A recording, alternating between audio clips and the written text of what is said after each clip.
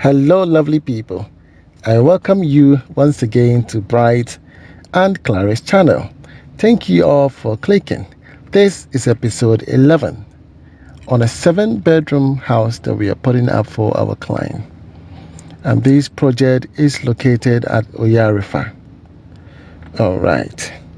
If you need any of these designs, please do not hesitate to contact Mr. Charles Bosompra of Impetuous Builds.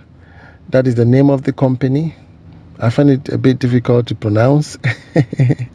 But once you have the numbers on the screen, Mr. Charles Bosompra, call him and he will be able to assist you on any of the designs. In your view is the breakdown of the house. This does not include the finishing. The borehole estimate I explained to details in episode 5. So kindly go to episode 5, watch episode 5 so you can appreciate where we are coming from. I urge each and everyone to take their time and watch the video. Please do not skip the video and come back and ask me questions that have already been answered in the video. Okay, when that happens, I won't mind you. I want you to take your time and learn something from the video. Okay, yes, we are all learning in the process. So take your time, watch the entire video. If there's an advert, please don't skip the advert. That is how come we generate a little bit of income to keep the channel going. You understand? So take your time and watch each of the project. There's something that I'm going to say that might interest you. You understand? Once you skip it, you miss it. Okay? These are all free, food for thought. Advices that I give that are free. You don't even have to pay for it. You understand? So take your time and watch. All right, so welcoming you all to Oyarifa. Okay, this is what we have here. We have a 4 plot, which is a 70 by 100, okay, making an acre. And as you can see, the entire structure has occupied the entire land. This area is the boys' quarters, or we call an out kitchen. Okay, yes. In recent time, in most of these new design, people have the main kitchen and then an out kitchen, or they say the clean kitchen and then the dirty kitchen. Okay, so they are all part of it. So this whole section attached to the main house, this is a boys' quarters with an out kitchen within. You understand? Yes.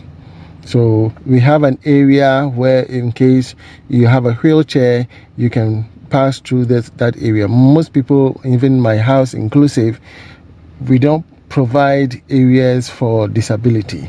You understand? And I think it's about time that in architects can incorporate that into their drawing. Are you with me? In this design, we have areas like a ducting system where all piping works should be placed. Okay, the architect is not allowing us to, be cutting the walls and be placing the pipe in there, and that makes it somehow a challenge in the future in case you want to access any of the pipes. Are you with me? They've provided a duct that you can access. Yes. So look at the quality of the block. It's not easy. Yeah. So we here are ensuring that the design by the architect is followed. You understand? The design by the architect, because that is what the client saw and appreciated and paid for it. So we want to make sure that everything has been followed through. Okay, yes. The quality of the block is important. We are using 6 inches quarry dust. A lot of people are producing quarry dust block, but it's not of good quality. So we have a specific block manufacturing company that we get our blocks from, and we make sure that the blocks are of good quality, because all these qualities helps in contributing in mitigating the water dampness. Are you with me? If you don't have a quality block, it will affect you. You understand? It is very, very important. Very, very important. The quality of the cement is also important. It should be considered. And then I urge a lot of people that, hey, if you have the opportunity to get your own borehole done, okay, I believe that is advice I'm giving the people, because throughout the estimate, I'll have buying of water, and then buying of water. If there's an opportunity for us to drill and get our own water, that is good. And then also, there's a caveat to that. In most cases, when you drill and then there's salt in it, it is not advisable to use that for your build because of the salt content. So therefore, you would have to resort to a reverse osmosis and get it treated. Sometimes the chloride content in the water is high. It is not good for you to use such water to build. And so you have two ways. Either you buy water which is a fresh water devoid of chloride, use that to build, or you get your own borehole down, invest in the reverse osmosis so that your water is clean, and then we can use that for the entire structure. In that way, it becomes yours forever and ever. You understand? Yes. So you can see that the footings have been raised very high, extremely high. Are you with me? Because when we are done with the entire footing structure and the overside casting is done, we're going to request the client to make monies available so that we can buy laterite to fill the entire edges of the house, not to the brim, but to just a certain, maybe about 2 feet high. We want to raise it such that it is higher than that of the main road, because as you can see from the gate, it slopes down to the house. It looks like the road is a bit higher than that of the plot. You understand? So we need to fill the house and raise the level of the house above that of the main road, so that when it rains, it will stay there. The government has to construct the gutters. If the government is refusing to do that, it means that community have to come together and contribute and create an environment that is, enabling for themselves. Because once you wait on the government, it will take forever. So the community would have to come together, make contributions, create a gutter, and direct it to where it has to go, so that everybody will be at peace. Mr. Stephen Opon is the foreman on the project. In case you need our services, you can always write to me. If you get to Mr. Stephen, you will definitely get to me. Okay, yes. My emails are available. Mostly my emails are at the end of the video. You can write to me at bright&clara@outlook.com. Bright and Clara, it's one word. Bright, my name, and my wife is Clara. Okay, so Clara is Clara, Clara. Bright and Clara@outlook.com. Okay, just write to me. Let me know how you want me to help you. We prepare estimate at a cost. So I'll prepare estimate for you. I'll prepare an estimate for you at a reasonable cost, and we will come and build your house for you. Okay, yes, whichever way you want it. If you need a fence wall, we prepare estimate for the fence wall. Are you with me? Now look at the size of the project. This is 111.22 feet by 97.52. Okay, yes. It no be small. It no be small. So there are a few portions on the land that is left, like a front side. We're going to have a security post, okay, and some greenery area. And then at the back too, there's going to be a greenery area where, you can have a backyard, a pergola. They can go out there and sit there and have a fresh air. Visitors can come and even sit there, not necessarily taking them into the main house. Yeah, for me, I'm very key on that. It is not everybody that must enter your main room, or even to your, sometimes at the porch, there's a little bit of sofa, or people will say a couch in the porch. They can sit down, have a conversation, have some drinks, and you don't necessarily have to come to the hall. There are some visitors that requires they have to come to the hall. So those are the categories. You understand? Yeah, so that is why for me, I made provision that there's an external bathroom and an internal visitor's bathroom. Are you with me? So the external bathroom is there for certain visitors that perhaps might not be allowed to enter the main house, but we can sit in the porch and have a conversation. And in case they want to visit the loo, They want to go to the washroom, they can equally access those bathrooms, not necessarily having to open your living main area, let them to come inside the living room, go to the visitor's toilet. I don't encourage that sometimes. Yeah, so hopefully when we are putting up the security posts for the lovely couples, just by the security post, we're going to create a washroom. And this washroom will serve that purpose. And also the security man that is going to be on post. You understand? It is very, very important. We create a carport area, okay? And this carport will have, if they're going to have their vehicles, if it's going to be a Tesla, we have to provide a charging system. If it's just a normal vehicle, yes, we're going to create an enabling environment where they can be able to wash their car, clean their car, and live in an atmosphere where everything is accessible within the house. Are you with me? And then we are going to provide a self-sustaining system in terms of solar system.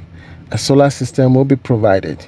Due to the power outages in Ghana, we have to provide a solar system so that should there be a power outage, they can rely on their batteries to provide power supply for them. Imagine living in this huge house and then there's a blackout. Man, how are you going to feel?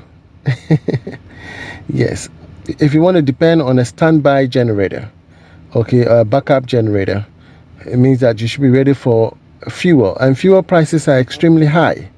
So if you're burning fuel every other day, I'm using the mathematics algorithm of every other day. So today there's light, the other day there's no light, you use a generator. The other day there's light, the other day there's no light, you use a generator. If every other day you are burning almost about 500 or 600 Ghana cedis of fuel, okay, multiply by the number of times you turn on the generator, that can prepare you for a solar system. You have a solar system, the batteries can last you for a certain, because they have a battery autonomy. Once the solar system personnel come, they give you an estimate, they prepare, they do your installation, they will tell you the battery autonomy, that's the duration of the battery, and then how long you have to use the battery, and that is it. So I believe that when you channel your money through solar system, it is the best. Are you with me? Yes, solar system is the best, so that it wouldn't be on your air conditions, but only for lighting and other few sockets, just to keep you by in the house. Are you with me? Yes, if you want to convert all your air conditions onto a solar system, then remember that everything you buy should have an inverter in them. There should be an inverter. That was the instruction given to me by one of the gentlemen where I bought my solar water heating system.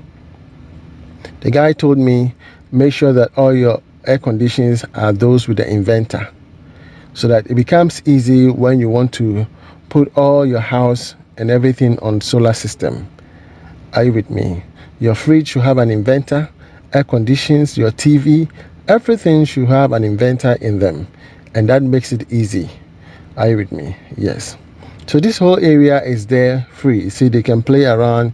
You can have a trampoline for the kids. When kids come on holiday, they can jump around the entire house. Okay, there's this entire space available. So there's enough space at the back, okay, both on the sides and everywhere. Are you with me? So the house is situated in the middle with an underground water tank. Are you with me? So look at the block work, neatly done. Top level achieved right from the foundation. So at the top you see a full block. You understand? Yes, it is very, very important. Most masons do that mistake. They want to achieve top level at the top, and that's why you see them using half blocks somewhere. But this time around I said no, achieve your top level right from inside the trenches, so that coming up you only see full block. You understand? And all masons, there's how they scoop the mortar, they must always have the same level of mortar, so that a top level does not become crooked. If you need myself, you can always write to me at bright&clara@outlook.com. My name is Mr. Bright Antonio. I live here in Dubai. A lot of people call, and then when they get to me, like, are you in Ghana? No, I'm not in Ghana. I'm right here in Dubai.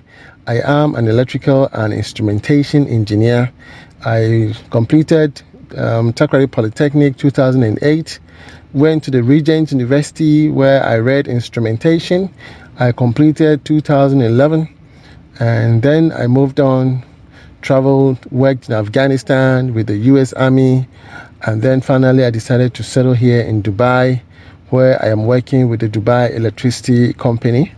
Okay, so I live here. My wife and my daughter, we are all here in Dubai. We are also making it. You understand? Yes. So don't be surprised and you get in touch with me and I'm living here in Dubai. We are building houses everywhere. You understand? Yes. So just come on board. I prepare the estimate and then my team in Ghana will build your house for you. Everything is okay. You are in safe hands. You understand? All you need is to have people that you can trust with your money. And I am here to be that mediator between you and the people that build houses for me. Yes, I make sure that your money is safe and your money is put into good use. And you can see everything on my channel. You can tell me not to mention your name, and that is perfect. I will not mention your name, and your house will be posted on your channel, and everybody will learn from it. And that is how come I'm able to share all these wonderful videos on the channel, and you are able to see them and perhaps even learn something from it. You understand? Yes. So this is how far we are coming. Pretty soon we're going to be moving on to episode 12, episode 13, and before you realize, the entire house is up. Is that not beautiful?